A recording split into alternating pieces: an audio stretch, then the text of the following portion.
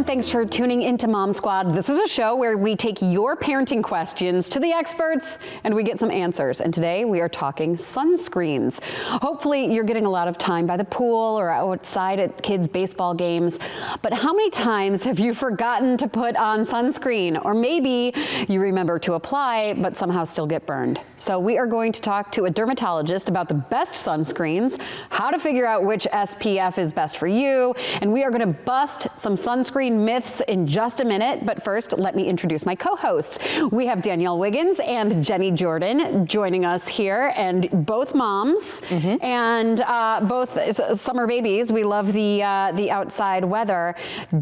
How are you guys at putting on sunscreen, and how are your kids at putting on sunscreen? Well, I must be honest, I am new to the sunscreen business because all my life, you know, I grew up thinking that black people didn't need to wear sunscreen, especially darker skinned black people. So I was like, I don't need that because I'm dark skinned. Yeah. But about 2 or 3 years ago, I started to get patchy blotches on my skin. And I was talking to someone, they're like, do you wear sunscreen? I was like, no, because remember, black people don't need sunscreen. It's like, yes, they do, put it on. And so now for 3 years now, I've been putting on sunscreen, and it gets better. And because those blotches only come in the summer, and they were telling me it was like because of the sun rays. And so now my children, my husband, I'm always like, put that sunscreen on, friends, let's do it. Yeah, have you ever seen those like skin damage cameras where you can see what your skin damage is? Like, I would love to see, like, when you do get blotches, how that looks, even though your skin is darker. Like, would damage show up in some of those? We're going to talk to the doctor about that for sure. But Jenny, your kids are little. Yes, so we are, you know, always at the pool. We have we're lucky to have a development pool, and so we are there all the time. So we are going through a bottle of sunscreen a week. Literally, like, we stock up. I will say that the sunscreen sticks that look like deodorant. Oh my gosh. Game changer in my house. It has been fantastic because the kids, one time, you know, you're putting the lotion on, and I got one in like he was probably like 2 years old at the time, the eyes. Got it in his eyes, For about 3, well, still to this day, I'm hearing, don't get in my eye, like that one time 2 years ago where you got it in my eye, you know? And it's like, yes. So the sticks, they kind of do, you know? But I do notice that the sticks, a lot of times it goes like this, and this is where they're getting burned, that little spot right there. So that's something that we have to change. And then, you know, we always line them up at break time, and we just spray the whole neighborhood. It's just, you go down, you just spray, each kid gets a spray, and you go around and you spray again. So, so that works. But I think, you know, I always say I'm good at applying, reapplying. It's like, okay, I'm gonna get them when they get out of the pool. Oh, they're wet. I'll get them before they get back in. Oh, the whistle blew. They're already in, you know, or whatever happens. It's just, we're playing outside and we run out, and that's where it gets hard, because it's like, you just aren't keeping track of time as well, you know? Oh gosh, I lose track of time all the time. Like, I mean, I always think like, oh, we put it on today, and then hours later, I'm like, gosh, we should have reapplied. My kids are burned. And I know you can't really tell with the studio lights here, but I'm very freckly. And so every time my kids get that new freckle, I'm thinking, is this skin damage or DNA? And we all know, I mean, as we've talked about, I'm sure everyone out there has heard about, you know, just how powerful the sun is now, and eventually one day we're all going to have some sort of melanoma or skin cancer. We're all going to have some skin issues. So every summer I'm like, oh my goodness, what is this spot? You know, is this cancer? And I'm worried about the damage that, you know, if I fall short on the right sunscreen or reapplying, am I setting my kids up for skin damage in their 20s, 30s, 40s, whatever it is, like, just because I forgot to do something. Maureen, you're putting too much pressure on yourself. Am I putting too much pressure? I'm getting anxious just hearing you say that. That is why we're here, because I get anxious about everything parenting, and that's why we have a show.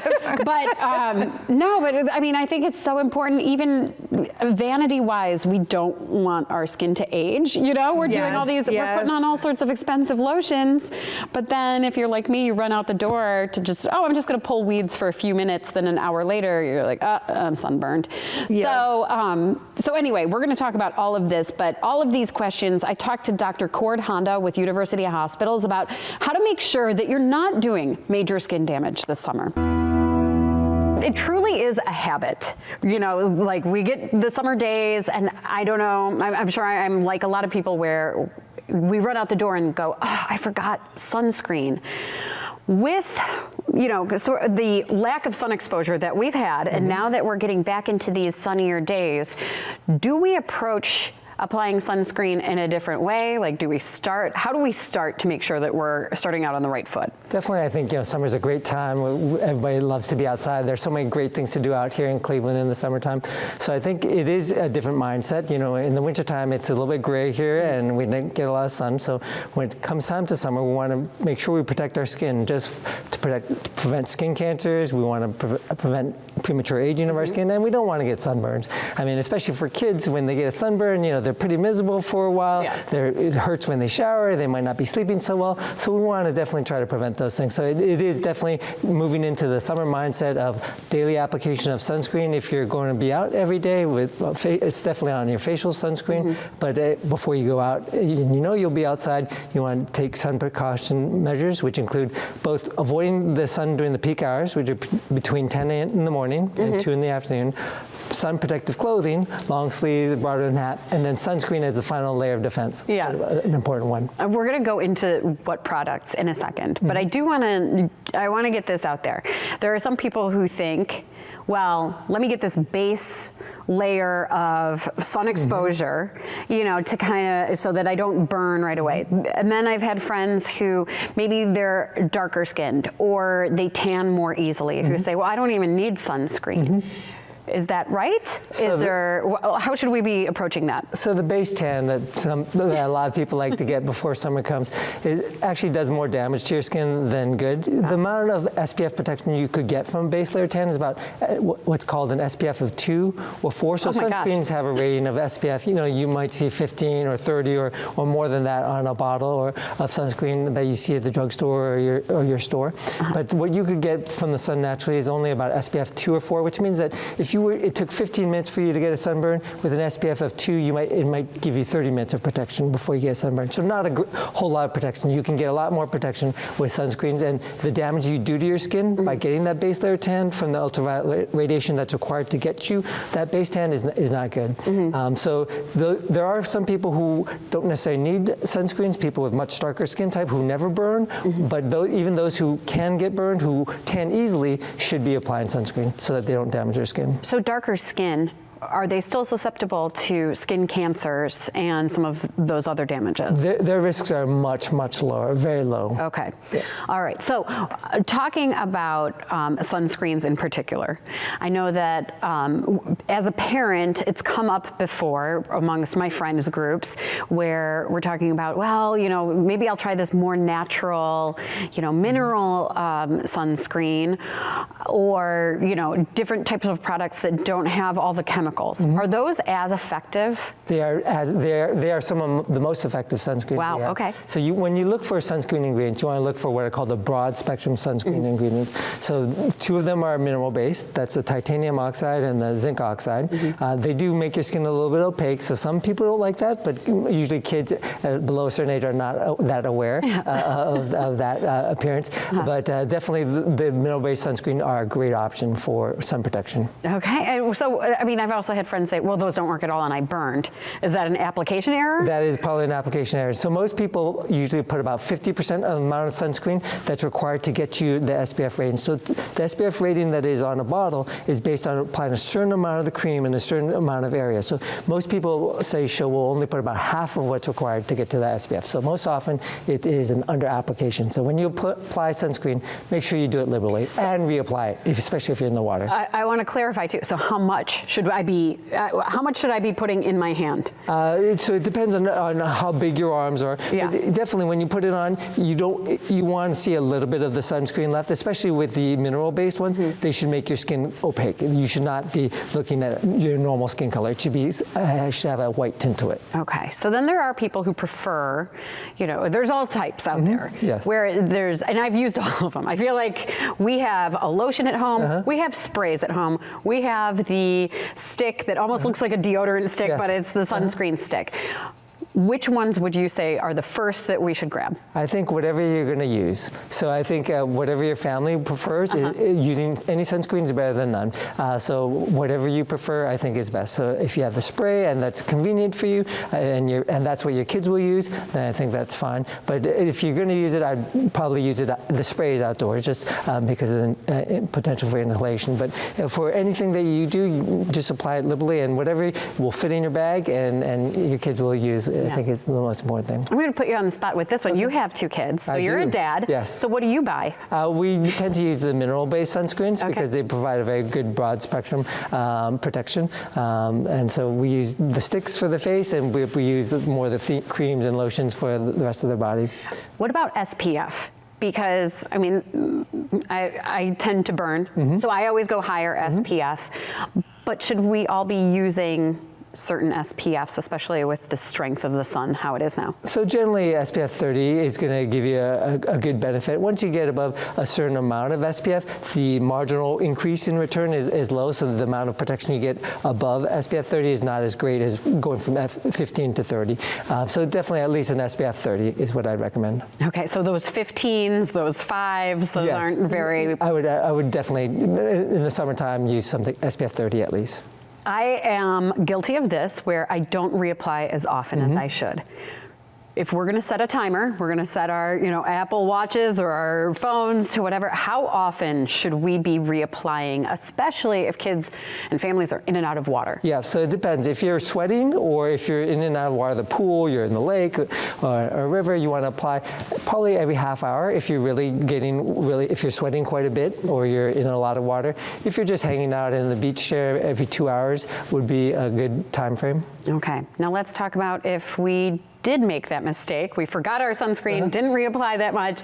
I've had some bad burns. My kids have gotten bad burns, and sometimes it's just where we've forgotten where to put the sunscreen. How best to treat a sunburn? What products should we be using? So after you get a sunburn, if you're within the first 24 hours, I would definitely consult your dermatologist, because high doses of vitamin D have been shown for some people to have a significant improvement in the pain that you get with the sunburn, and so that could make or break your vacation. Yeah, like something like aloe. I mean, we have it in a house. Does that really help? I think it definitely has some soothing properties. When I was a kid, that's what my parents would use on me. So I think that the aloe definitely provides some soothing relief to the. But does it do anything for the skin? It won't heal the skin, but that cooling gel feeling will make you feel better. What about something like a Tylenol, especially for a kid? Yeah, Tylenol may help with the pain that they're having in the skin. It's not going to help the sunburn get better any faster. Okay, so damage is done, is what you're saying. Damage is done, although the high-dose vitamin D can be helpful for people. It can really improve their skin. And then in the days following, if we have a bad sunburn on our shoulders, are we wearing clothing every day? Like, we're not going to the beach again, not going to the pool again. You're just going to make it worse. It's extremely uncomfortable, I know, to put on that shirt after you have that sunburn, but it is important to keep your skin protected, because otherwise you'll just make it worse. And I mean, every time I get a sunburn, that's when I'm freaking out. Oh, great, now I did all this damage. Now I'm more susceptible to skin cancer. That's usually when I call the dermatologist and say, I need a skin check. How often should we be going for skin checks? Yeah, so it depends on your family history. Those whose parents or brothers or sisters have had skin cancer should be checked out at an earlier age, probably at least the age when their relative first developed skin cancer, maybe a few years before that. If you have no history of skin cancer, then it could wait until you're 50 or 60. It really depends on how much sun you've gotten and how good you were about protecting your skin before time. But as you mentioned, sunburns definitely increase your risk of skin cancer. So we want to prevent it, and we don't want our kids to be miserable on vacation, so getting them to wear their sunscreens is important. So, I mean, I've seen different charts, I've seen different pictures, but what should we be looking for when it comes to signs of skin cancer? So there are two main types of skin cancer. One is called melanoma. That's usually the ones that people have heard of the ABCs. Yes. A stands for asymmetry, B stands for border. It should have your moles should have a sharp border. We're referring to moles here, things that are usually have a darker color to your skin. C stands for color. It should be one color throughout. D refers to diameter, so about a pencil eraser size, which is about 6 millimeters. And then D is also one that's different than others, like an ugly duckling. And we use E for evolve, so one that changes, one that gets bigger, changes color, bleeds or hurts. So those are the warning signs for melanoma. And then there's non-melanoma skin cancer, which are actually much more common and are the most common type of cancer in the United States. Most commonly it will occur on the head and neck area where we get most of our sun, but they can occur in other areas where we get sun. Those are going to most commonly be called basal cells and squamous cells. So things that are not healing on your skin, that are new or that are bleeding or painful, you want to get checked out. Yeah, I've also heard, and tell me if this is a rumor or tell me if this is something that you're seeing as a dermatologist, that skin damage that we've done in the past comes back to haunt us. And with the strength of the sun now, we pretty much everybody's going to have some sort of something that needs to be removed or something that they'll need to watch. Is that true? Not everyone, but definitely it is quite a high percentage. Millions of new skin cancers every year are diagnosed in the United States, so definitely something to be vigilant about. So you're seeing more patients come in with some issues. Is there any way to heal the skin? Is there any way to undo the past or at least make any damage that we've done any better? Not in terms of the skin cancer. Okay, but maybe in terms of the aging? In terms of the aging, yes. The sunspots? There are definitely things that can be done for that. Then that makes me feel a little better. You mentioned protective clothing when we first started talking. It's hot out. You know, it's hot, it's humid. I don't know if I want to go out in long sleeves and long pants, but is that very effective? Like, what should we be doing in terms of clothing? Does a t-shirt work, or do we need to be wearing the long sleeve? So long sleeve is better. I understand that people may not do that. That's why sunscreen is a good option if you're not going to wear that. But definitely, you know, I wear that. My daughters will fight me on that, but they eventually give in and wear that. And I grew up actually in the Middle East, in Cairo, and the people wear long sleeves there just in general because the sun is so intense. And so if you wear the clothing that can breathe, it actually is not that uncomfortable, especially light-colored clothing, which is what I wear, light-colored con shirts or some synthetic products. It actually, I find, to be comfortable, and then I never get burned, and I don't have to worry about it. I don't have to put sunscreen underneath my arms and get all sticky, and some people don't like the feeling of sunscreen and forget the sunscreen at home. When you wear protective clothing, then you don't have those issues. And before I let you go, there are parts of the body that I know people forget the most. What areas would you want to tell us about that are like, put sunscreen, don't forget? You know, for example, I know like ears, sometimes we don't get our ears. Like, are there parts that you see that are forgotten a little bit more? Yeah, definitely the ears and the back of the neck and the back. Especially, often we'll see handprints on people's back where they got the sunscreen and all around will be sunburned. So having someone help you with that area, I think, is important. All right. Dr. Hana, thank you so much. Thank you so much this for having was me. great. It was great. Everybody stay safe this summer, no matter what, with the sunscreen. Great information. Thank you. Thank you so much. So a big thanks to Dr. Cord Honda with University Hospitals again, because he gave us so much information, and I feel like I lobbed a lot of questions at him. But you know, we went over, like he said, I asked him, what do you do with your kids? And I was surprised that he said mineral sunscreen, because I've heard mixed reviews about mineral sunscreen. Some people say it doesn't work, but it sounds like it's user error.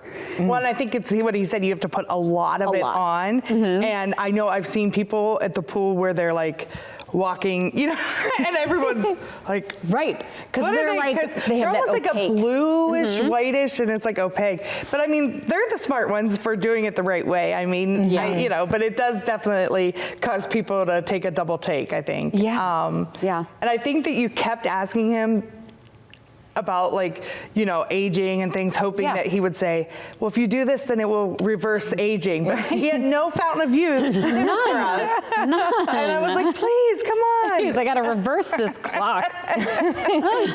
Anything else that, I mean, Jenny, you said a lot of things stood out to you too. Well, you know, it's just, I think it's always like, if you're questioning it, get it checked, you know? Yeah, that's because the thing. I think, we've done stories about, you know, hairdressers catching it, people not putting sunscreen in their hairline or, you know, their scalp and catching it. People's nail technicians catching it when they see it under your nail. Now, that's not a sunscreen situation, but that's, you know, another thing.